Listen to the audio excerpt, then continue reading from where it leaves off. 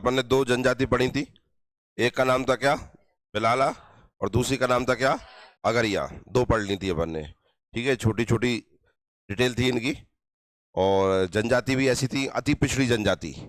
अति पिछड़ी का मतलब है कि जिनकी जो जनसंख्या में बहुत कम है। ठीक है, और जो हर स्तर से क्या है, पिछड़ गई है, चाहे शैक्षणिक स्तर से देखो और चाहे आर्थिक स्तर से देखो। जो पिछड़ गई है उन्हें कह रहे हैं अपन क्या, अति पिछड़ी जनजाति। उन्हीं में से अगली जनजाति है, नाम है पनिका जनजाति।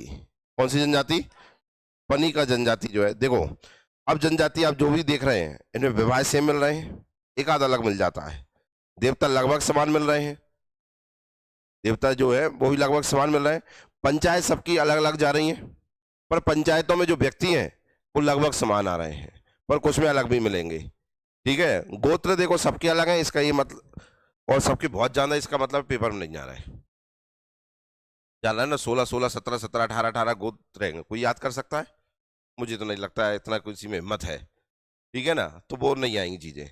बाकी जो चीजें अलग जा रही हैं, जैसे कभी इनके युवा ग्रहों को अलग अलग कहा गया है, और क्या कहते हैं, इनकी पंचायतों के व्यक्तियों को अलग अलग कहा गया है, इनके वैद्य जो है उन्हें अलग अलग कहा गया है। तो वो मेन हो जाती हैं चीजें याद करना। फिर इनका क्षेत्र, क्षेत्र बहुत इंपॉर्टेंट है। क्या, क्षेत्र। उन्हें अपन दूसरे तरीके से भी याद करेंगे, अभी तो अपन पढ़ रहे हैं, पर याद करने का तरीका दूसरा भी है। आपसे भी कराएंगे, अपन मिलकर भी करेंगे, जैसे सारे सारे याद भी हो जाए। अब आती है कौन सी, पनिका जनजाति है। यह मध्य प्रदेश की एक पिछड़ी जनजाति है जो कपड़े बुनने का कार्य करती है। काय का, अधिकतर हमने देखा है कि जनजाति केवल जंगल में निवास करती हैं, जंगल के आसपास निवास करती हैं, और जंगल की वस्तुओं का उत्पादन करती हैं। ये पहली जनजाति पड़ी है जो काय का काम कर रही है, कपड़े का, कपड़े बुनने का कार्य करती है। जनजाति में और क्या हमने एक सिमिलरिटी देखी है कि सारी जनजाति शाकाहारी और मांसाहारी होती है। अभी हमें जैसे ये जनजाति देखेंगे, ये ना शराब पीती है और ना मांस खाती है। ठीक है ना, और भी जनजाति देखेंगे हम। इस जनजाति के लोगों का प्रोटो ऑस्ट्रेलियाई प्रजाति से संबंध है, सारी जनजातियों का इससे संबंध है।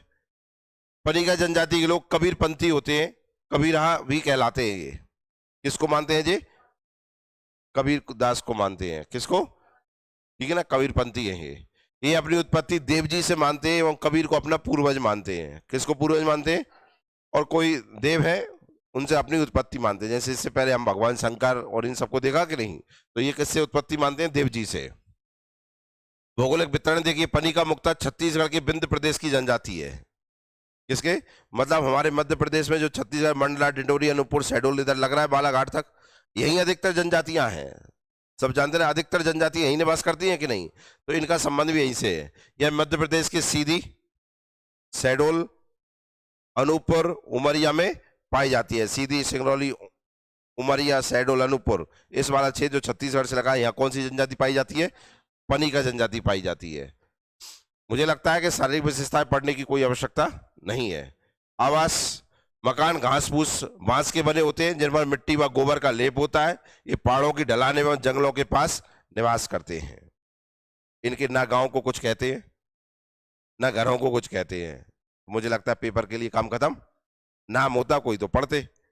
हाँ, इनके गोत्र हैं या इनकी जाति है उनको कुछ कहते हैं, या इनके कुल को कहते हैं। जैसे कुल होता है, अपना भी कुल है, आपसे कहे ना आप किस कुल के हो, किस खानदान के हो, तो कुल हो गया ना वो।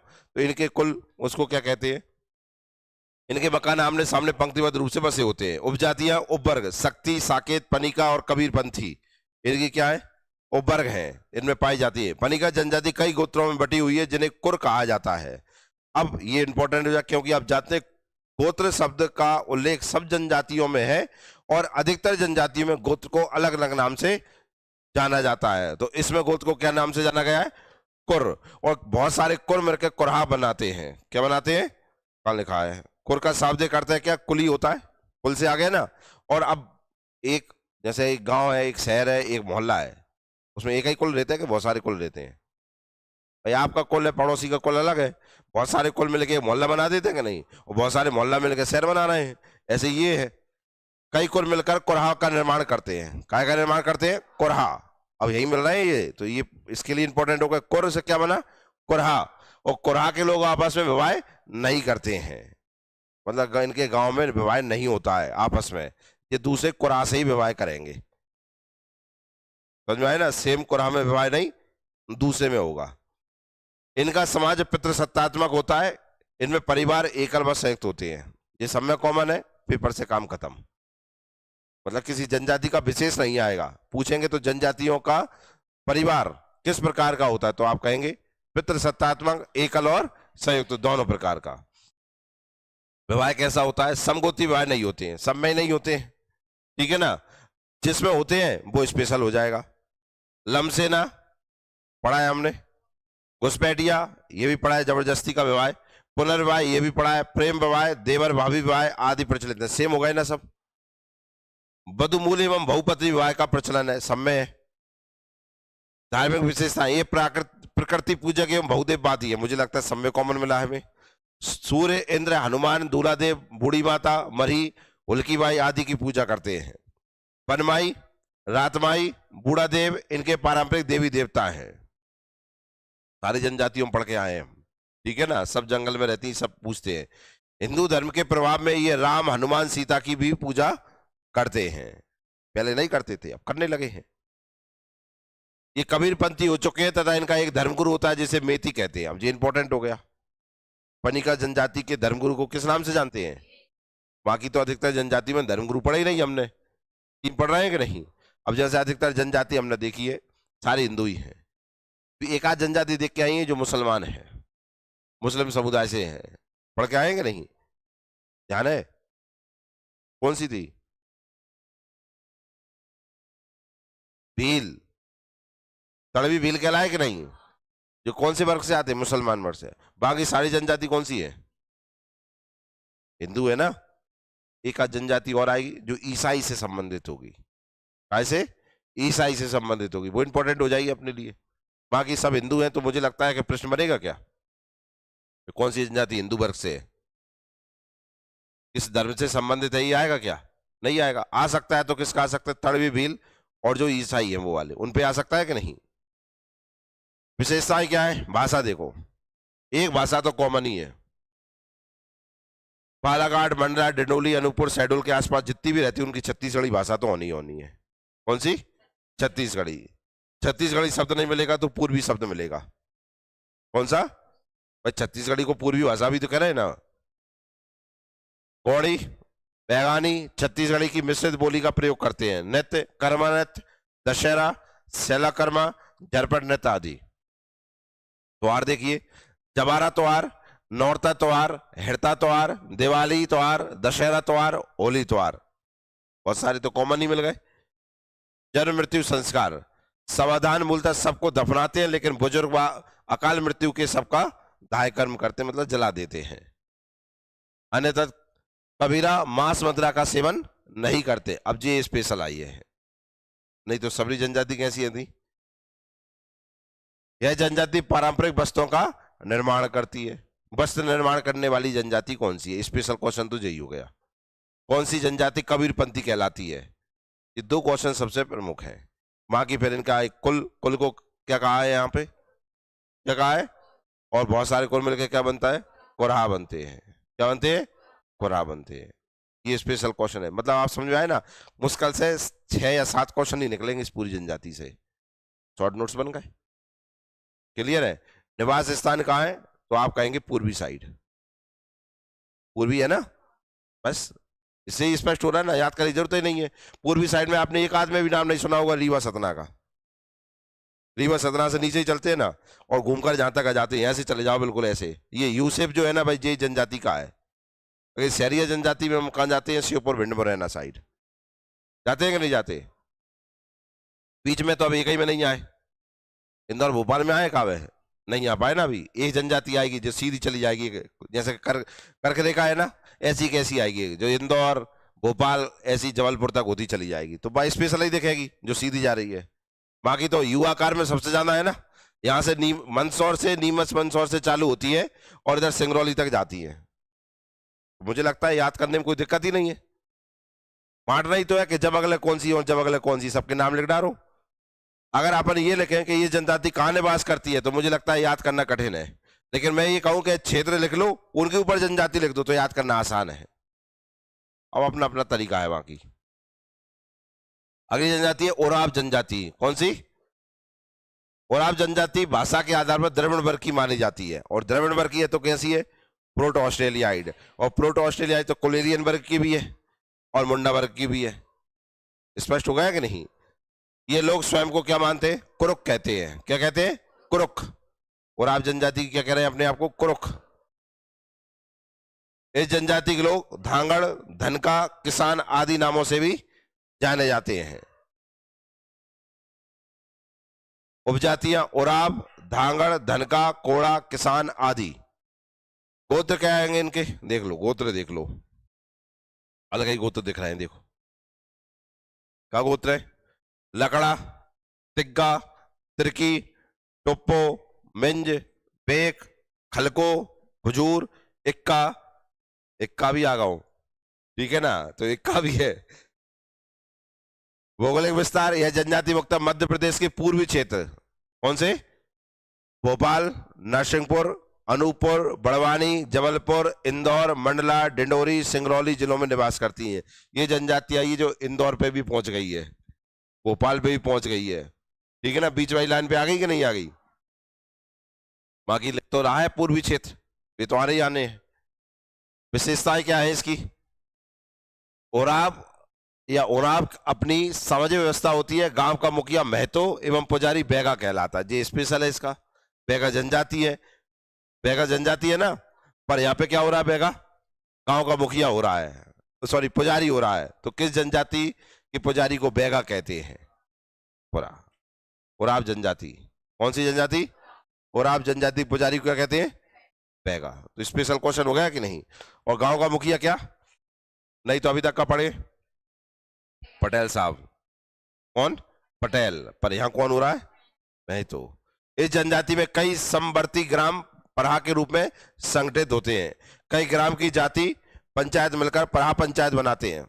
जैसे गांव हो गया, गांव को क्या कह रहे हैं? पराह। क्या कह दिया इन्होंने? पराह। और कई ग्राम की जाति पंचायत मिलकर पराह पंचायत बनाती है। मतलब हर गांव में एक जाति पंचायत होती है। इनकी पंचायत को कहते हैं जाति पंचायत। बहुत सारी जाति पंचायत मिलकर क्या बनाती है? पराह पंचायत बनाती है। क्या बनाती है? मतलब जो जाति पंचायत में नहीं निपटेगा वो कहाँ निपटेगा? कहाँ निपटेगा? पराह पंचायत। और जब पराह पंचायत में भी नहीं निपटेगा तो फिर वो बार बार पंचायत में जाएगा। तो पराह पंचायत का प्रमुख क्या होता है? पराह राजा कहलाता है। ग्राम पंचायत को गांव परिषद भी कहा जाता है, जिसे ये पराह भी कहते हैं। और आपका निर्णय प्रणाली राजभीन विशेषता से युक्त है।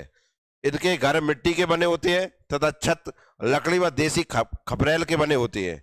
घर की दीवार की पुताई हिंदू और आप काली मिट्टी व ईसाई और आप चूने से करते हैं। मतलब ये जनजाति में दो आ गए, हिंदू भी है और ईसाई जनजाति भी हो गई।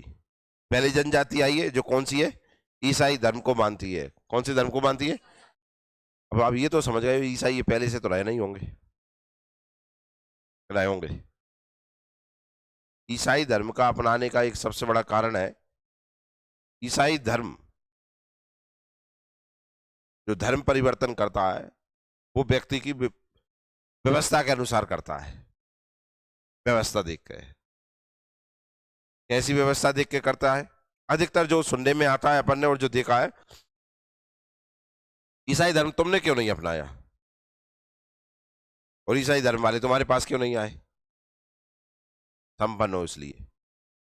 लेकिन अब हाल ऐसी स्थिति हो जाए कि बिल्कुल ही पैसा से लाचार हो जाओ, पैसा से लाचार हो जाओ और पिछड़ेपन पे हो आप, तो ईसाई वाले ये कहते हैं कि आप हमारे धर्म को अपना लो, हम तुम्हें इतना पैसा दे रहे हैं। इसलिए जनजातियों में अधिकतर आपने देखा होगा ईसाई धर्म को अपनाते जा रहे हैं। समझ में आई बात? ईसाई धर्म को अपनाते जा रहे हैं, उसके बहुत बड़े पीछे का कारण है जनजातियां गरीब हैं, पैसे की जरूरत सबको पड़ती है, पैसे देते हैं और धर्म का नाम ईसाई कर लो। समझ में? ये लड़ते झगड़ते नहीं है।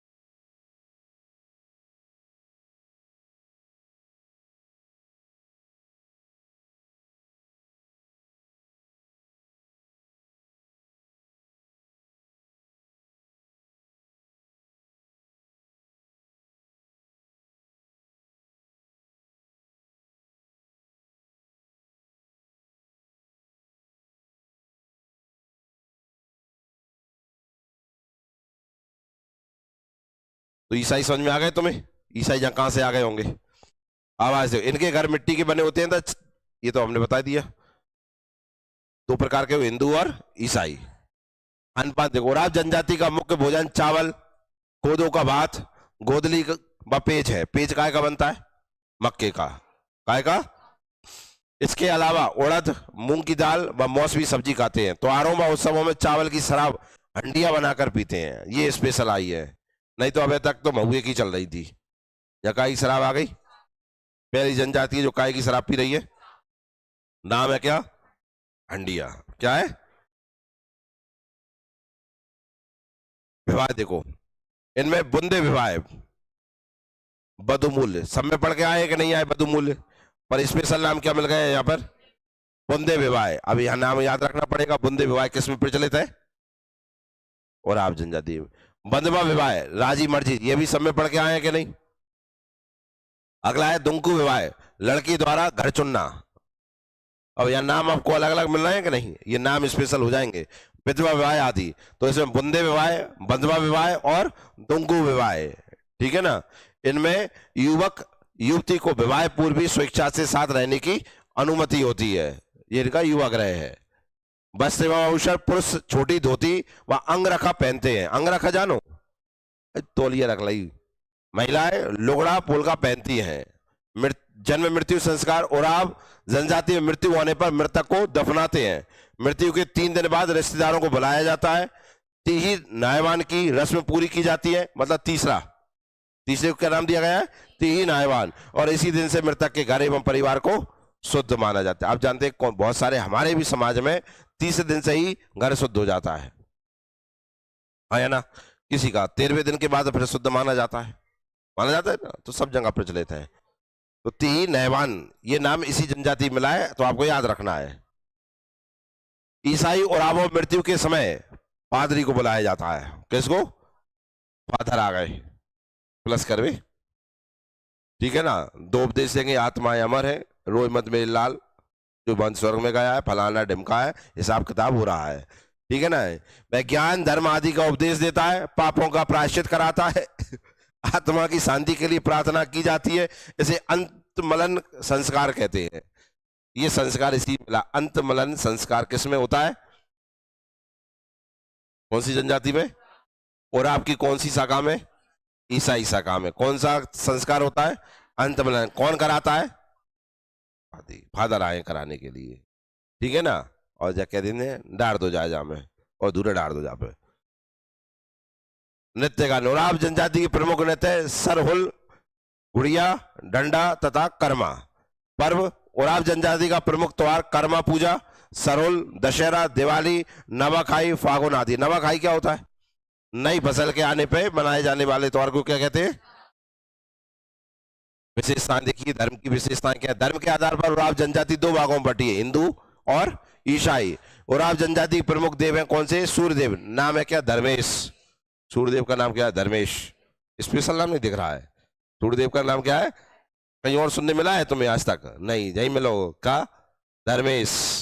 गांव के देवी देवता में चंडी, अंधेरी पाठ, गांव देवी पाठ, राजा आदि की पूजा की जाती है। ये बहुत सारे इनके देवता हैं, वैरायटी बहुत चल रही है। जादू टोना पर इनका बहुत विश्वास होता है। तंत्र मंत्र के जानकार जो देवी देवता का पुजारी होता है उसे पाहन कहते हैं। क्या कहते हैं? और पाहन धार्मिक पुरुष होता है। इससे पहले जो जनजाति पड़ी मनीगा, उसमें धार्मिक गुरु क्या नाम दिया था? वैती। और यहाँ क्या कह रहे हैं? पाहन। इनका पूजा ग्रह बगिया एवं युवा ग्रह धूम कोरिया कहलाता है। ये वेरी एंड वेरी इंपॉर्टेंट है।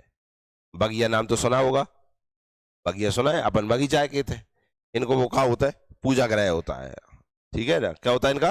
पूजा ग्रह। मतलब एक बगिया होगी, वहां सबरे देवता होंगे कि कहाँ जा रहे हो, यहीं बैठ जाओ, ठीक है ना। अलग अलग ना बसा के एक जगह बसा दे, ठीक है ना। ऐसे पूरा चौतरा बना दो, एक बैठ जाओ जहाँ पे, इकट्ठे आएंगे, जहां से पूजा जाएंगे और घर चले जाएंगे, ठीक है ना। नहीं तो अधिकतर जनजाति में एक गांव के बाहर है, एक गांव के बीच में, एक खेत पे, एक मूड पे, एक नीचे है। यही हो रहे थे कि नहीं? इनको काम का है बगिया बना दई, आ जाओ सबरे जहाँ, ठीक है ना। और तारे बंद कर दे। युवा ग्रह क्या है? धूम कोरिया। और आपके अनेक गोत्र टोटम से संबंधित हो। टोटम समझ गए? चिन्ह। वे चिन्ह काय के होते हैं? पशु पक्षी पेड़ पौधे के होते हैं, जिनके नाम पशु पक्षी मछलियों तथा वृक्षों के नाम पर रखे जाते हैं। समझ में आया कि नहीं आया? कौन कौन सी जनजाति पढ़ी हमने? बनिका और ओराव जनजाति पढ़ी हमने। ठीक है, अगली जो जनजाति पढ़ेंगे हम, ये जनजाति का मैंने एक बार आपसे कहा भी है, वो जनजाति कौरवों से संबंधित है और अपनी उत्पत्ति दुर्योधन से मानती है। किससे? इसके ऊपर एक क्वेश्चन बोला था मैंने आपसे, क्या? राष्ट्रपति के दत्तक पुत्र किसे जनजाति को कहते हैं, पूछा था। भाई जनजाति है। समझ में आया कि नहीं आया? तो एक क्वेश्चन तो स्पेशल मिल ही गया तुम्हें। ठीक है ना। निवास स्थान मैंने छत्तीसगढ़ भी बताया था उसका। अब छत्तीसगढ़ समझ गए, वही अपना बालाघाट, मंडला, डिंडोली, अनूपपुर। ठीक है ना। वो से हम नेक्स्ट क्लास में पढ़ेंगे। दो जनजाति पढ़ाने के लिए मैं पढ़ा सकता हूँ, 5 मिनट की नहीं है। और बात जाए ना कि फिर झेलने भी है और पढ़ने भी है अपने, पढ़ भी तो पाए अपन, है क्या नहीं भैया? अरे